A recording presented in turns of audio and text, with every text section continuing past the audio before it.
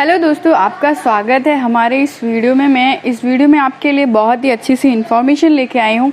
तो चलिए शुरू करते हैं। तो मैं आज आपको बताने वाली हूँ कि टैक्स रिटर्न फाइल कैसे करेंगे और ITR कैसे भरते हैं, और वो भी आप बिल्कुल फ्री में भर सकते हैं।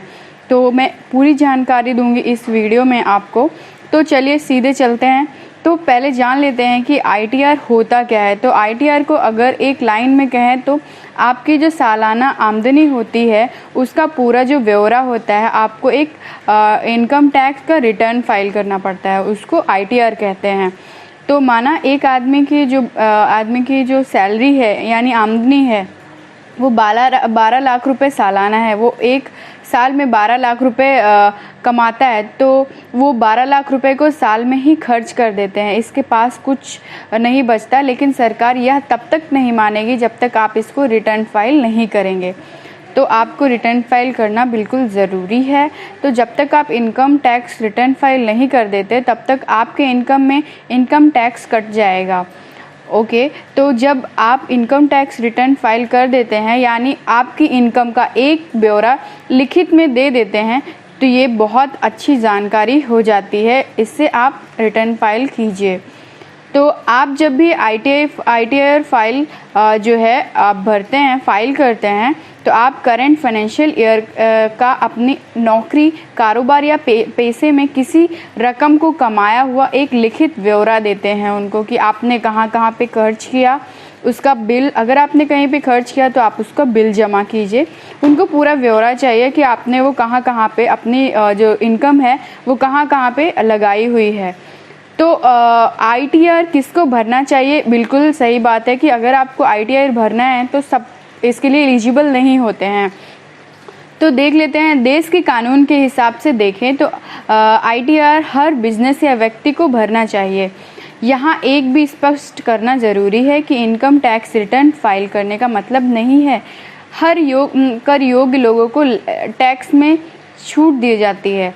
ठीक है, तो आपको टैक्स रिटर्न भरने के लिए टैक्स चुकाने में अंतर है, तो आपको ITR फाइल करना चाहिए। तो इसमें देख लेते हैं कि TDS क्या है। तो TDS इनकम टैक्स का एक हिस्सा होता है। इसका मतलब होता है कि टैक्स डिडक्ट इट सोर्स।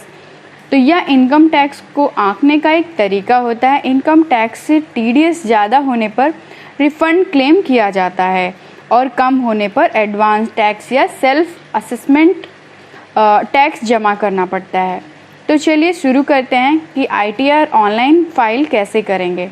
तो सबसे पहले आपको वहाँ पे जब आप इसको ओपन करेंगे तो आपको एक न्यू रजिस्ट्रेशन कर लेना है। अगर आपने पहले कभी नहीं भरा है तो आप एक न्यू रजिस्ट्रेशन कर लीजिए।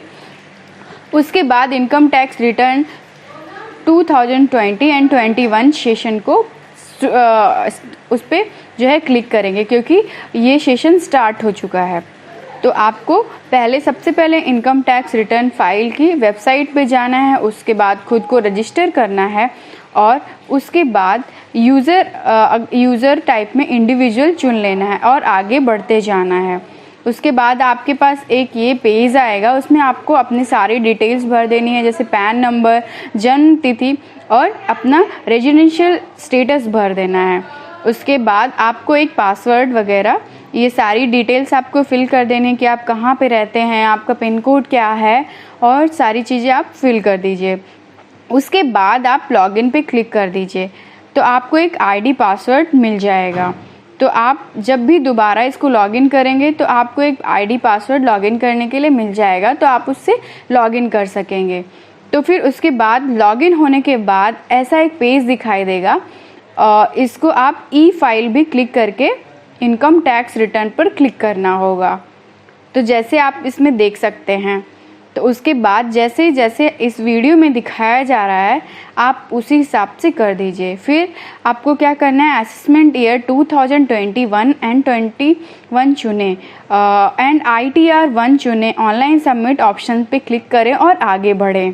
उसके बाद आपको ये सब कर लेना है। अब आपके सामने बहुत से स्टेप का एक फॉर्म होगा, इसी में आपको जानकारियाँ भरनी है। आपको पूरा सही जानकारी भरनी है, नहीं तो ये जो है सबमिट नहीं होगा।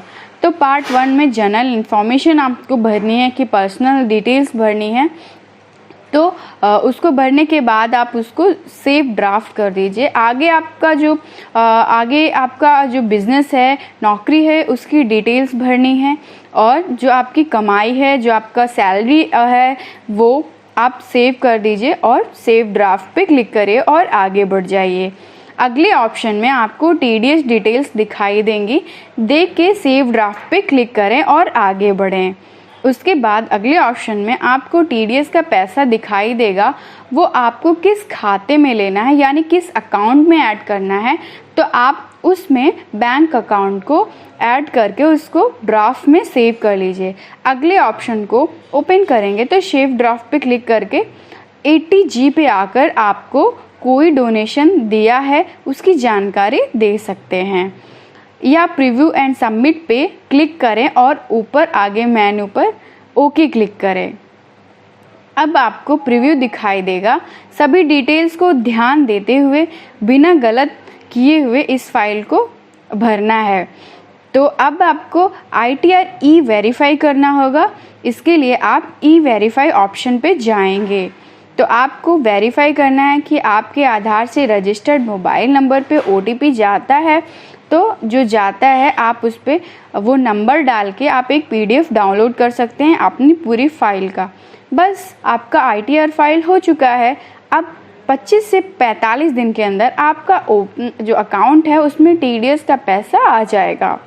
अगर आप ये वीडियो अगर आप ये फाइल खुद नहीं कर सकते हैं तो जो इस वीडियो में डिटेल्स दी जा रही हैं, जो नंबर दिए जा रहे हैं, आप इस पर क्लिक करिए और आप हमें इस नंबर पे भी जानकारी दे सकते हैं कि आप खुद नहीं कर पा रहे हैं, कोई दिक्कत आ रही है, तो आपको ये फाइल करके दिया जाएगा और इसके लिए आपको सिर्फ 199 रुपीज़ देने होंगे। तो अगर आपको ये वीडियो अच्छा लगता है तो हेल्पफुल है तो आप प्लीज़ मेरे वीडियो को लाइक कीजिए, मेरे चैनल को सब्सक्राइब कीजिए। मैं मिलती हूँ अगली वीडियो के साथ, तब तक के लिए नमस्कार।